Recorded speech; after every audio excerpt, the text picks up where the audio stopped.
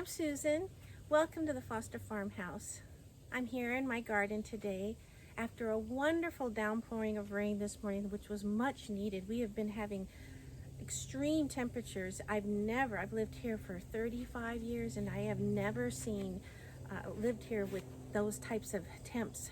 I feel like I'm living in Arizona. It was 115 degrees. I think our temp gauger said that. It was supposedly the high of 111. We just have been having temperatures over 100 for consecutive days now, and it's supposed to get down into the 90s. Sorry for that plane flying by.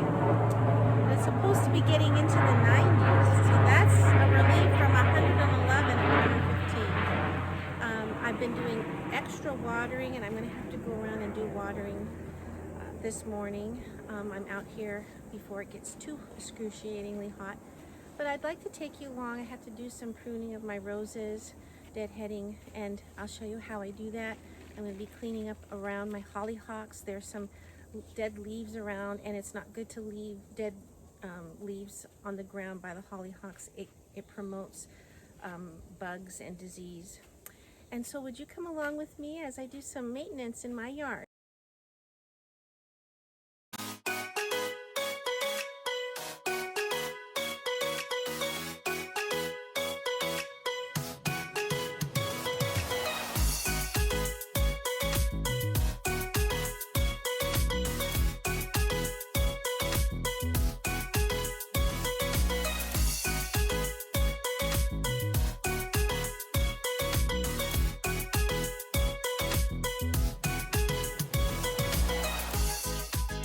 So here I am by my little antique rose. They're miniature roses. It's a climbing variety, and as you can see, there's a lot of spent buds. And I'm just gonna go and I'm gonna clip it down to where there is 5 leaves. If you can see right there, 1, 2, 3, 4, 5. I will clip it right before that. And I'm just going to deadhead that. So here's another 1, 2, 3, 4, 5 leaf, and I'm going to clip it right before that. And right on this stem, there's several, and I'm going to pick the one that's down here. And just go ahead and deadhead that. So that's what I'm going to do with my roses. I'm going to go ahead and trim them up, get all the spent roses, all the ones that need to be cut off, so hopefully there might be another flush of blooms soon.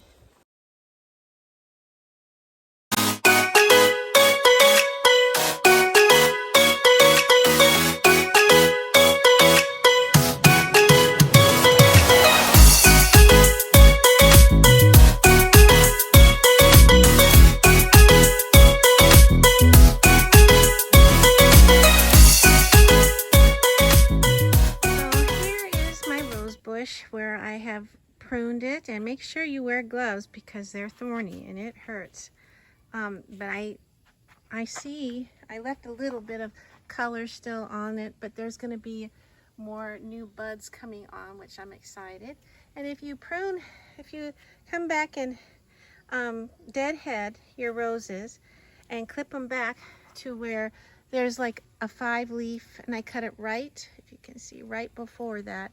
I just cut it, and then there's the 5 leaves, 1, 2, 3, 4, 5, right? You know, you can take, like, here's this rose, and right over, let me get a good angle there. So right there's that 5 leaf. You can trim it right there. So that's how you deadhead your roses. And you can take it back down even more. It doesn't have to be the first 5 leaf. You can, as long as you cut down to where there's because some of them only have, let me find, some of them only have a 3 leaf. So there, 1, 2, 3. So you want to cut where there's a 5 leaf. And so I just kind of did some maintenance and cleaned up my flower beds. I've got phlox coming on that are just starting to open up and bloom. And I have got a type of sedum that is so pretty when they bloom. And I have a clematis in here, and it needs some lime. It's yellowing there, and it just, I need to get some lime and put that on there to help it green back up. But I wanted to show you what the heat did to my poor hydrangeas. As you can see, this is like, I think this is, it's my second year with these. And this has gotten really big. This one hydrangea was about half the size. It's grown twice as big. And look at all the blooms that are going to be coming on it everywhere. But as you can see, look what the sun did to it. And I have one over here that it just breaks my heart. I'll show you. It's just all over, just burnt. But here's another one that got burned. It's a different variety, and so the blooms are coming, but they haven't come on. But look what this one, and this one was more covered, but it must have gotten the most intense sunlight. But look at it, and it's right on the drip system. It was getting watered. It's just, I should have covered these. And there are blooms that were coming on, and see there's some blooms everywhere where there were blooms. But look, it just shriveled and it burnt it so bad. I'm so sad. I have to come and deadhead some of these roses, and I'll probably take it back down to where this 5-leaf is and snip it there. This is a climbing antique rose, and I think I bought this, and it I never knew to do this, but you should. I'm going to warn those of you who go to nurseries and buy things. I think this was a host to thrips, which are very damaging to roses. I'll show you what they do to them. And it's been a constant battle since I brought it home from the nursery. And they just suck all the sap out of the blooms, and they never bloom. Sometimes they bloom, and they bloom all weird, and they don't look right. They take all the sap out of the flowers, and they never have a chance to bloom. So I'm going to come in here and deadhead this, and I'm thinking of I rarely see blooms on it because it just is a host to thrips, and so I think I'm just going to take it out. It just is very susceptible to it, and I don't want to deal with it. I'm going to get a different variety and make sure I clean up the ground and the area and do some things to help kill any of the eggs and the cycle of it. And I have to do it around all my flowers. But I wanted to show you my hollyhocks. They're just so pretty, and I love this pink. And I have a very large scale yard, and so it's nice to have some colors that kind of show up. I have this pretty white that's got a pinkish bloom, and it turns white as it opens more. It's very pale and pretty. Here's another pink, but it's kind of, it's not my favorite color. I prefer more of the pinky and the whites and the blues, but it's pretty, and it's coming on nicely. And here's a delphinium ready to open, and I love this color. I'm excited. I just got done with the most spectacular delphinium I've ever seen. It had like lavender blooms and pale lavender, and I cut it down. So hopefully, I probably should cut it down to here, to the ground. So I'm going to go back in there and do that. In fact, I'm going to do that right now. So when you see the stalks and the blooms, it's okay to just go in there and cut it down. You think, oh no, I've killed the plant. But it actually comes back up again and will grow. So I'm going to let that have new shoots come out, and we'll have another round, hopefully, of delphiniums. And my poor ferns, just kept them watered. They're right on the drip line, and I also did extra watering. But this heat in the sun was so intense. And it does have shade. There's a tree here, but it's still, even for the amount of time, look at this hydrangea. It is got some sun damage. Very sad. So this is the dianthus I think I had in my other video about a month ago. And it is all done blooming, and I'm going to go ahead and shear the top of that. I need to get that done. And oops, here is a weed. I don't want that in my garden. I have some geraniums that are starting there. And here's another delphinium that the sun just, it's on the drip and I gave it extra, but the sun just, it was a baby. I just planted it and it just couldn't take it. So I'm going to cut it down to the bottom, kind of take off all that, and see if it'll come back. Hopefully it will. So I just wanted to show you how my containers have weathered through this horrible heat, and they are doing fantastic. A little bit of kind of damage right in here I noticed, but it's not too bad, and so they're doing okay. I have been keeping them well watered, watering them in the morning early, and then I hit them again in the evening if they need it. And this one's just doing so well. So, and I have others that I showed you that I can take you over there. They're doing beautifully too. Just wanted to stop and show you. I had planted these impatiens, and I just kind of started over there, and they kind of border around, and they're just so pretty. And I've got peppermint in here, and I have this fern peonies that needs to be deadheaded a long time ago. I got to go do a lot of deadheading in my garden today. But this is a hydrangea, and it didn't get the burnt sun because it's on the north side of the building, and so of our home, and so it didn't get that intense heat just directly on it. So it weathered well, and it's got some pretty blooms, and it's a firelight, I believe, no, a hydrangea.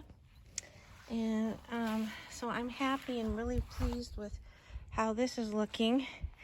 Got a beautiful hosta in here, and a lilac I put in here with spearmint that's wrapping around, and I need to come in here. It's going to take over. I have peppermint over there and some catnip. I just need to come in here and trim this back. I probably should have planted it in a pot, but oh well. It is what it is, and I'll have to come in here and clean it up. So here's the other pot that, and I just love how this verbena, oh, it is so beautiful. It's a proven winners type of verbena. I think I already told you the name of it, and I don't know I have the exact name again. It's called, let me get it, Sparkling Amethyst Superbena. It's a proven winners, and oh, I just think it's so pretty. Anyways, they're doing great. I've been watering them a lot, like I said, early in the morning, and then I hit them again at night, when in the evening when they seem to need it, especially when it's over 100 here. And I just really wanted to kind of share with you, we're working on this whole area. This is all a new garden area.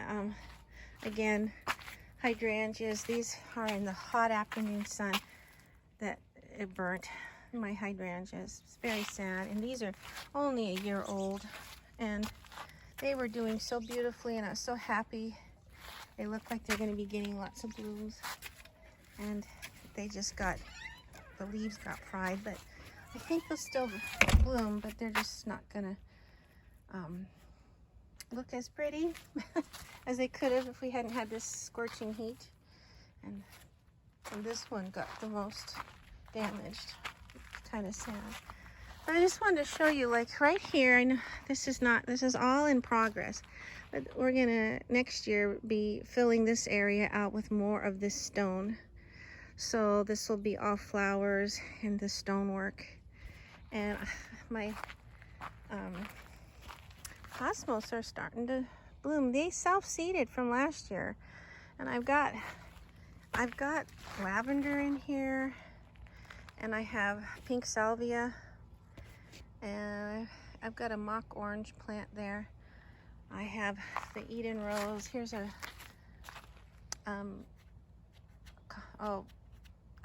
I can't even think right now, but hollyhocks.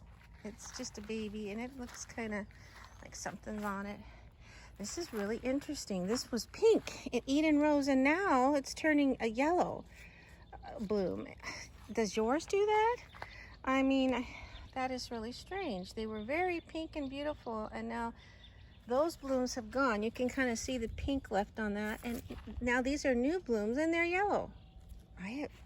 That's new to me. Maybe someone knows why that is. That's what Eden roses do. I don't know. I thought they were pink. Anyways,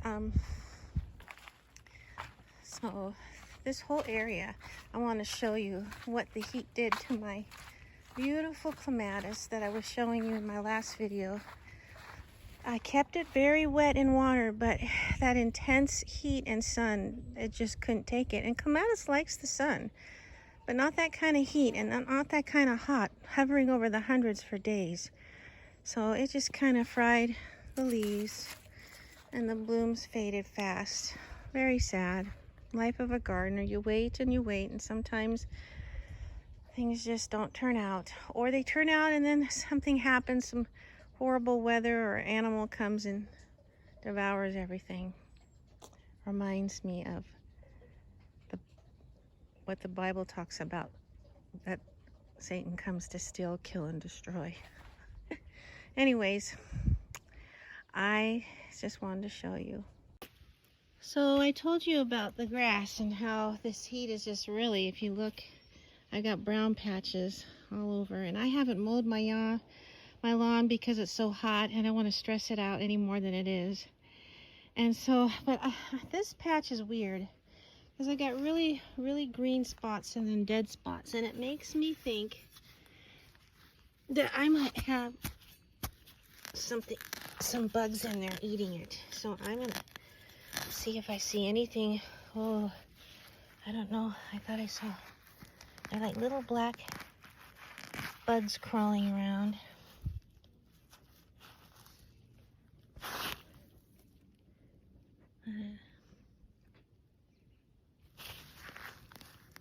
I just thought I saw some. So I just wanted to show you. So I had the sprinkler on this area, and I think it's my soil. It's very sandy and the water just drains right through, and look how dry that soil is. Not enough to keep things, it's a little moisture over here, but if I dig down a little bit more, it's not very moist. So I think it's just a matter of the sprinklers not getting this area very well. So I'm going to probably have to take a look and adjust it. But it could be chintz bugs, because I thought I saw some little black bugs crawling around, which is a sign.